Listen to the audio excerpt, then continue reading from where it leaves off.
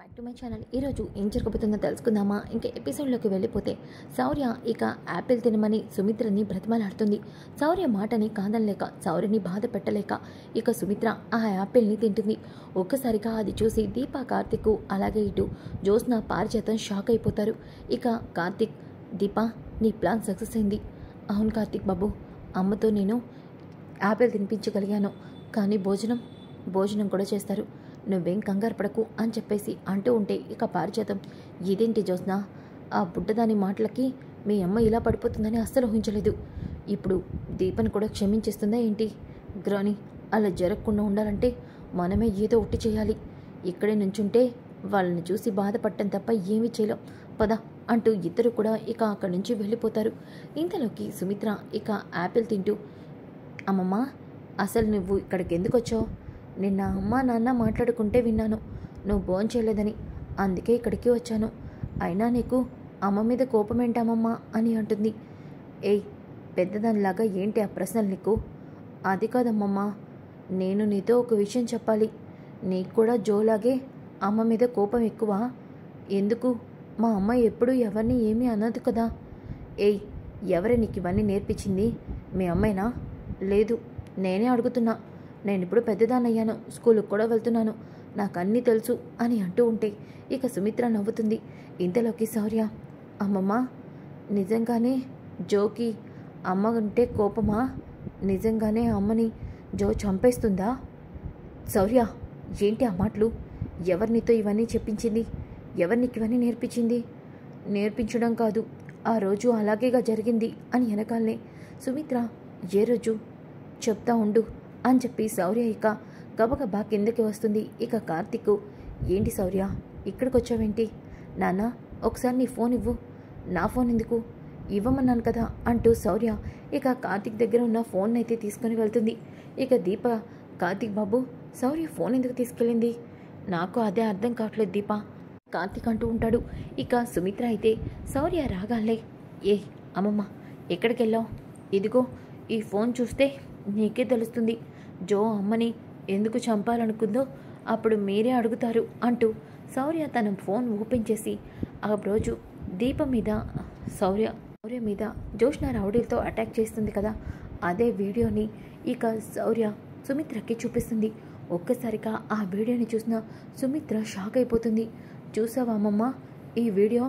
ఇందులో జోనే అమ్మని ముఖానికి ఖర్చు పెట్టి చంపాలనుకుంది. జో ఎందుకు అలా చేస్తుంది చెప్పమ్మమ్మా, ఎందుకు జో అమ్మ మీద అంత కోపంతో ఉంది అని అంటూ ఉంటే ఒక్కసారిగా సుమిత్ర షాక్ అయిపోతుంది. ఆ రోజు దీప చాలా ఆవేశంగా ఇంటికి వచ్చి, ఎందుకు నువ్వు నన్ను నా కూతుర్ని చంపాలనుకున్నావు? చెప్పు జ్యోత్స్న, చెప్తావా లేదా అంటూ జ్యోత్స్న చెంపలు పగలగొట్టడం, అలాగే ఇంట్లో గొడవ చేయటం. ఇక సుమిత్ర దీప చెంప పగలగొట్టి అబద్ధాలు చెప్తే ఊరుకోనని దీపని అక్కడి నుంచి పంపించడం, ఇవన్నీ కూడా గుర్తుకు తెచ్చుకుంటుంది. అంటే ఆ రోజు నిజంగానే జ్యోత్స్న దీపని చంపడానికి రౌడీల్ని పంపించిందా? జ్యోత్స్న కూడా అక్కడికి వెళ్ళిందా? ఇదేంటి, నా కళ్ళు కప్పి జ్యోత్స్న ఇన్ని చేస్తున్నా నేను అమాయకురాల్లాగా జ్యోత్స్న మాటల్ని నమ్ముతున్నానా అని అనుకుంటూ ఉంటుంది. అప్పుడే అక్కడికి దశరథ్ కూడా వస్తాడు. శౌర్య ఎప్పుడొచ్చా నువ్వు?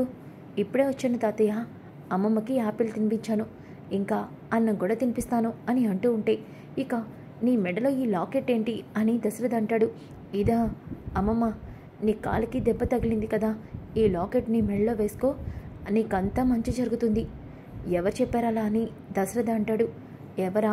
మా నాన్న చెప్పాడు. కార్తిక్ చెప్పాడా?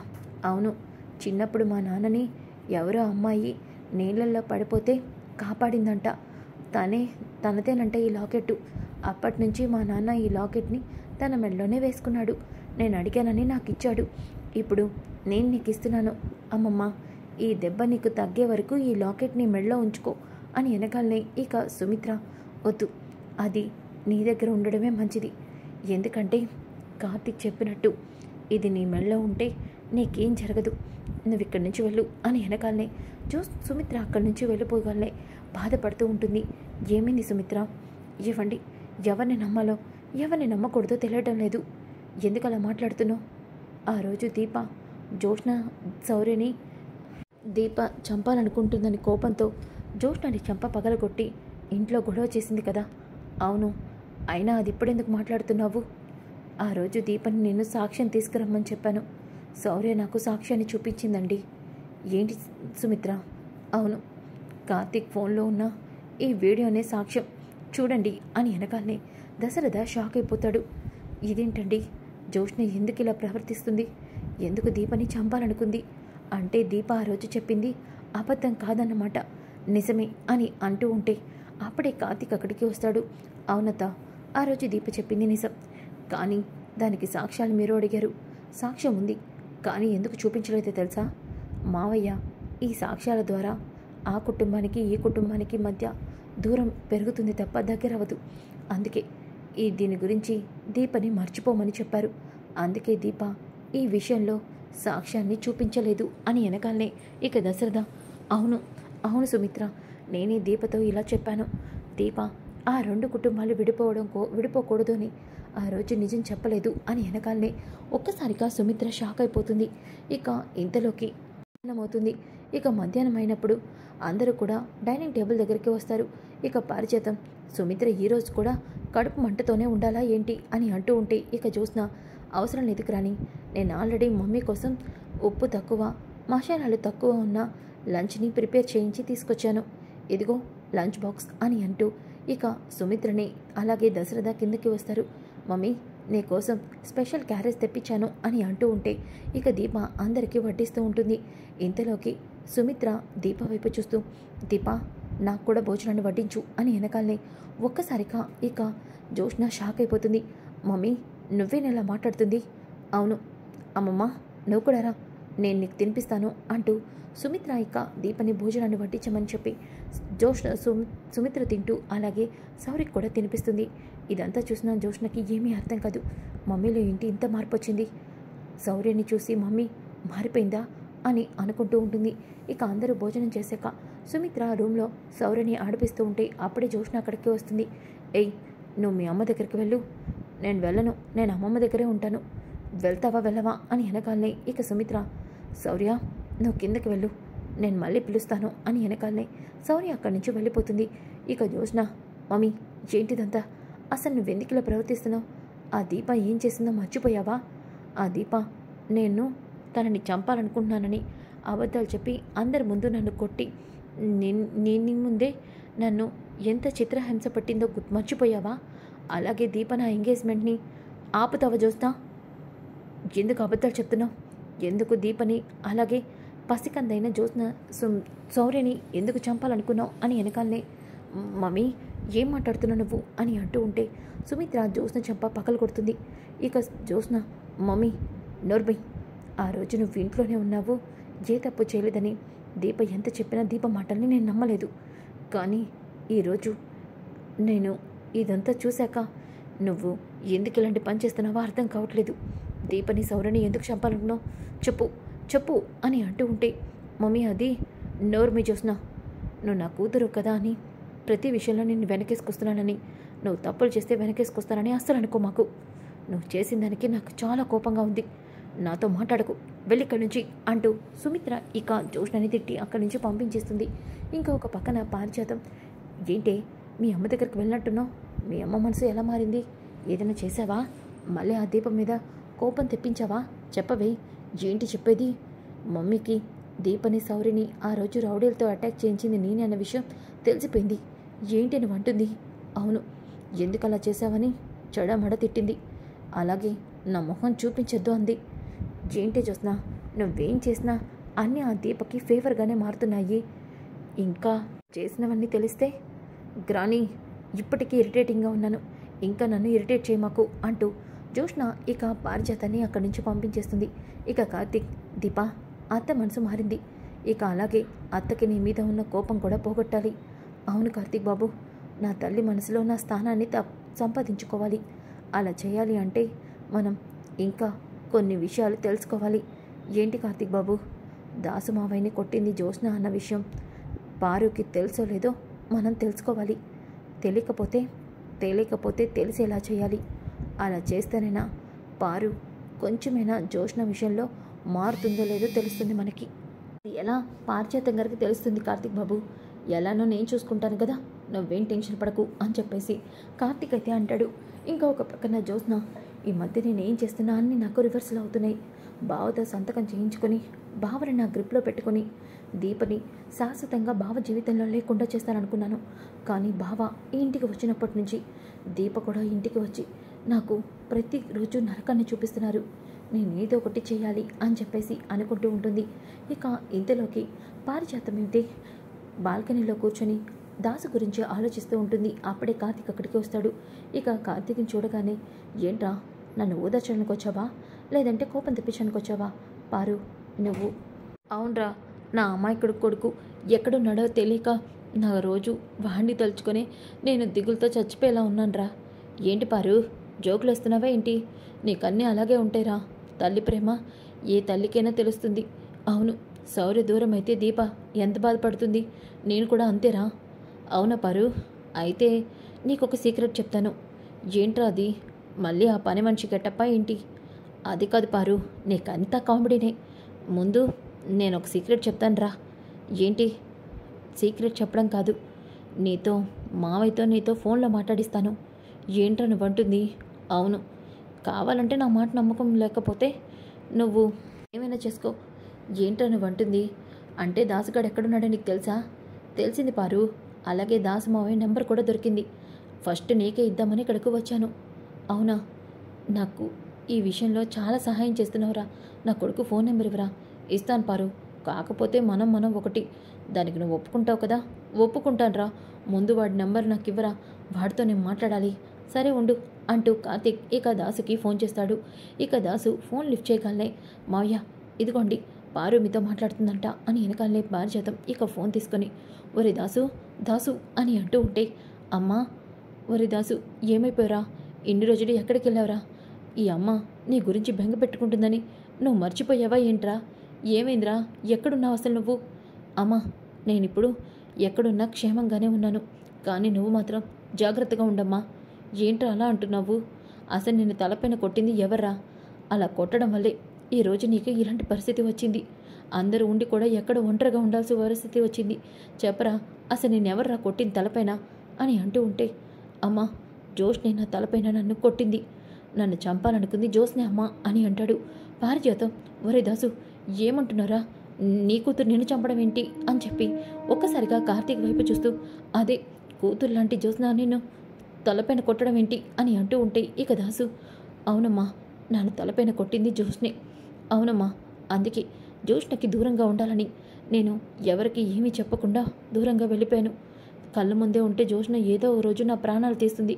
ఆ భయంతోనే నేను దూరంగా వెళ్ళిపోయానమ్మా అంటూ పారిజాతం ఫోన్ పెట్టేస్తాడు. దాసు దాసు దాసు అని అంటూ ఉంటే, ఇక కార్తీక్, పారు ఏంటంటున్నావు? జోష్న తలపైన కొట్టడం ఏంటి? చెప్పు పారు, దాసుమావి నీతో ఏం మాట్లాడాడు? వీడికి దాసుగాడు నిజం చెప్పలేదనుకుంటా. ఇప్పుడు ఈ విషయం వీడికి చెప్తే జోష్న మీద లేనిపోయిన అనుమానాలు వస్తాయి అని చెప్పేసి, ఏం లేదురేరా, నా కొడుకుతో నేనేదో మాట్లాడుకుంటాను, నీకెందుకు అంటూ ఫోన్ ఇచ్చేసి, పారిజాతం, ఒసే జోష్న, నా కొడుకు కోసం నేను ఈ ఇంటి వారసురాలు చేస్తే నా కొడుకునే చంపాలని చూస్తావా? నీ పని చెప్తానుండు అని చెప్పేసి అనుకుంటూ ఉంటే, ఇక కార్తీక్ అయితే నా ప్లాన్ సక్సెస్ ఉన్నట్టుంది. పారుకి జోష్నే దాసుని కొట్టి చంపాలనుకున్న విషయం తెలియదన్నమాట. ఇప్పుడు కదా మొదలవుతుంది అని అనుకుంటాడు. ఇక పారిజాతం అయితే జోష్న కోసం అన్ని రూమ్లోకి వెళ్ళి వెతుకుతూ ఉంటే, ఇక జోష్న అయితే ఉయ్యాల్లో కూర్చొని ఊగుతూ ఉంటుంది. పారిజాతం చాలా కోపంగా ఉయ్యాల్లో ఉన్న జోష్నని బయటికి లాగుతుంది. గ్రాని, ఏం చేస్తున్నావు నువ్వు? ఏం చేస్తున్నానా? అక్కడ మనుషుల ప్రాణాలు తీసి ఇక్కడ సంతోషంగా ఉయ్యాల ఊగుతున్నావా? గ్రానికి డాడీని నేనే గన్తో షూట్ చేయించానన్న విషయం తెలిసిపోయిందా? అందుకే ఇలా మాట్లాడుతుందా అని చెప్పేసి అనుకుంటూ, గ్రాని, నువ్వేం మాట్లాడుతున్నా నాకు అర్థం కావట్లేదు. నాటకాలు ఆడకే. అసలు నిన్ను చూస్తుంటే నాకు ఇక్కడే నిన్ను చంపేయాలన్నంత కోపం వస్తుంది. లేదు, గ్రానికి డాడీని చంపితే ఇంత కోపం ఎందుకు వస్తుంది? ఇంకేదో తెలిసింది. గ్రాని, అసలు ఇరిటేటింగ్ చేయకుండా నువ్వేం మాట్లాడాలి? ఏం చెప్పాలనుకుంటున్నావు త్వరగా చెప్పు. ఏం చెప్పాలనుకుంటున్నానా? అసలు నువ్వు మనిషివేనా? గ్రాని, ఏం చెప్పాలనుకుంటున్నావు నువ్వు? కన్న తండ్రి అని కూడా చూడకుండా దాసుగాడిని ఎందుకే చంపాలని చూసావు? ఎందుకు నా కొడుకుని చంపపోయావు? చెప్పవే అని వెనకాలనే జోష్న షాక్ అయిపోతుంది. ఏంటి గ్రాని ఇలా అడుగుతుంది? గ్రాని, ఈ విషయం ఎవరు చెప్పారు నీతో? నీ కొడుకు దాసు చెప్పాడా? ఇప్పుడు ఎక్కడున్నాడు చెప్పు గ్రాని. ఏ వాడెక్కడున్నాడో చెప్తే వెతికి మరీ వాడిని చంపేస్తావా? చెప్పవే గ్రాని. అసలు నీకేమైంది? నాకేదో కాదే, నీకేదో అయింది. లేకపోతే నువ్వెందుకు ఇలా తయారవుతావు? చెప్పవే గ్రాని. నువ్వేమంటున్నావు? ఏమంటున్నానంటే వింటే, అప్పుడు అలాగే దీపని, అలాగే దాని కూతుర్ని చంపాలనుకున్నావు. ఎందుకంటే కార్తీక్ జీవితంలో ఆ దీప, శౌర్య అడ్డుగా ఉన్నారని. వాళ్ళని చంపితే కార్తీక్ని పెళ్లి చేసుకోవచ్చు అన్నావు. సరే అని వదిలేశాను. తర్వాత దశరథని సత్యపండితో గన్తో షూట్ చేయించావు. ఎందుకు అంటే దశరథని గన్తో షూట్ చేసింది దీప అని చెప్పి దీపని శాశ్వతంగా జైలుకి పంపించడానికి అన్నావు. ఇప్పుడేమో నా కొడుకు దాసుని చంపాలని చూశావు. ఎందుకే? వాడు నీ కన్న తండ్రి. వాడిని ఎందుకు చంపాలనుకున్నావు? చెప్పవే రాక్షసి. అసలు వాడికి అన్యాయం జరిగిందనే ఈ ముసలోడు మీద, ఈ కుటుంబం మీద పగ తీర్చుకోవడం కోసం ఆ రోజు సుమిత్ర బిడ్డని మార్చేసి దాసు కూతుర్ని, నా మనవరాల్ని ఈ ఇంటి వారసురాలు చేద్దామని నేను ఇంటి వారసురాలు చేస్తే ఇప్పుడు నువ్వు ఏకంగా కొడుకుని చంపాలని చూసావా అని అంటూ ఉంటే, గ్రాని నేను నీ కొడుకుని చంపాలనుకుంది కూడా, కానీ నువ్వు నీ కన్న తండ్రిని చంపాలనుకుంటావా అని వెనకాలనే, గ్రాని అవును నువ్వు విన్నదంతా నిజమే. నిజంగానే నేను నీ కొడుకు దాసుని చంపాలనుకున్నాను. అదే నా తండ్రిని. ఎందుకు అంత అమాయకుడిని చంపాలని చూసావు? చెప్పవే. వాడు నీకు ఏ అడ్డుగా నిలబడ్డాడు అని అంటూ ఉంటే, ఎందుకంటే ఈ ఇంటి వారసురాలు ఎవరో నీ కొడుకు దాసుకి తెలుసు. ఆ విషయం అందరితో చెప్పేశాడన్న భయంతోనే చంపాలని చూశాను. ఏంటి నువ్వంటుంది? అవును గ్రాని, నువ్వు ఎంతో తెగించి నన్ను ఈ కుటుంబానికి వారసురాలని చేయాలి అనుకున్నావు. కానీ నీ కొడుకు ఆ ఇంటి వారసురాలను వెతికి వీళ్ళందరికీ నిజం చెప్పి నన్ను మళ్ళీ రోడ్డును పడేయాలని చూశాడు. అందుకే చేశాను ఈ పని. ఏంటి నువ్వంటుంది? అవును గ్రాని, ఇన్ని రోజులు నీకు తెలియని నిజమేంటో తెలుసా? మన కళ్ళ ముందు తిరుగుతున్న ఈ ఇంటి పని మంచిగా ఉన్న దీపే ఈ ఇంటి వారసురాలు. సుమిత్ర దశరథుల కూతురు, శివనారాయణ మనవరాలు, ఈ ఇంటికి ఏకైక వారసురాలు. ఈ కోట్ల ఆస్తికి దీపే వారసురాలు. ఏంటే నువ్వంటుంది? నేను నమ్మలేకపోతున్నాను. దీప సుమిత్ర కూతురా? అవును. ఈ విషయం మీ దాసుకి తెలిసింది. ఇదే నిజాన్ని డాడీతో చెప్తానని బెదిరించాడు. చాలాసార్లు చెప్పొద్దని కాళ్ళు పట్టుకొని బ్రతిమలాడాను. కానీ నా మాట వినకుండా చెప్తాను అన్నాడు. అందుకే ఏం చేయాలో అర్థం కాక దాసుని చంపాలనుకున్నాను. కానీ నేను చేసిన తప్పేంటో తెలుసా? దాసు ప్రాణం తీయకుండా వదిలేయటం. అందువల్లే ఇదంతా జరుగుతుంది. ఇప్పుడు కూడా నీతో ఈ నిజం చెప్పింది వాడే కదా? చెప్పు గ్రాని, ఎక్కడున్నాడు వాడు? చంపేస్తాను. ఇంకొకసారి నా కొడుకుని చంపుతాను అంటే నేను నిన్ను చంపేస్తాను గ్రాని. అవునే, నా కొడుకు మీద ప్రేమతోనే నేను ఈ ఇంటి వారసురాలు చేయాలనుకున్నాను. కానీ నువ్వు నా కొడుకు ప్రాణాలు తీస్తూ ఉంటే చూస్తూ ఊరుకుంటాననుకున్నావా? చూడు, అడ్డొస్తే సుమిత్రనో దశరథనో లేదంటే ఆ ముసలోనో ఎవరినైనా నీ ఆస్తి కోసం చంపుతానంటే దానికి నేను సహాయం చేస్తాను. అంతేగాని నా కొడుకు ప్రాణాలు తీస్తాను అంటే మాత్రం చూస్తూ ఊరుకోను అని అంటూ ఉంటే, గ్రాని మరి ఎలా? ఈ ఇంటి వారసురాల్ని నేను ఎలా అవుతాను అని చెప్పేసి జోష్న అలాగే పారిజాతం ఒక్కసారిగా పక్కకు తిరిగి చూడగానే శివనారాయణ, దశరథ, సుమిత్ర ముగ్గురు కూడా అక్కడ ఉంటారు. ఒక్కసారిగా వాళ్ళ ముగ్గురిని చూసిన జోష్న అలాగే పారిజాతం షాక్ అయిపోతారు. ఇక కార్తీక్ అయితే సుమిత్ర, దశరథ, శివనారాయణని, పారిజాతం అలాగే జోష్న ఇద్దరు కూడా దేనికో గొడవ పడుతున్నారు అని చెప్పి వాళ్ళ ముగ్గురిని బయటకు తీసుకొచ్చుంటాడు. దాంతో వాళ్ళ ముగ్గురు కూడా అక్కడికి వచ్చుంటారు. ఇక వాళ్ళిద్దరి మాటలన్నీ కూడా వినేస్తారు. ఒక్కసారిగా సుమిత్ర, ఏంటి మీరంటుంది? పారిజాతం, అంటే నీ మనవరాల్ని ఇన్ని రోజులు నా మనవరాలని నమ్మించావా? మాట్లాడవేంటి? ఆ రోజు దాసుని నువ్వు చంపాలనుకుంది దీని గురించా జోష్న అని అంటూ ఉంటే, ఇక సుమిత్ర, అంటే దీపే నా కూతురా? అవును, దీపే మన కూతురు సుమిత్ర అని అంటూ ఉంటే, ఇక పారిజాతం, ఇదేంటి ఇలా ఇరుక్కుపోయాం? అంతా నీ వల్లే గ్రాని, నా నోటితోనే అన్ని నిజాలు బయటపడేలా చేశావు అని అంటూ ఉంటే, అప్పుడే కార్తీక్ అక్కడికి వస్తాడు. ఏంటి చిన్న మరదలా, ఇలా జరిగిందేంటి అనుకుంటున్నావా? ఈ కార్తీక్ గాడు వేసిన ప్లానే అది.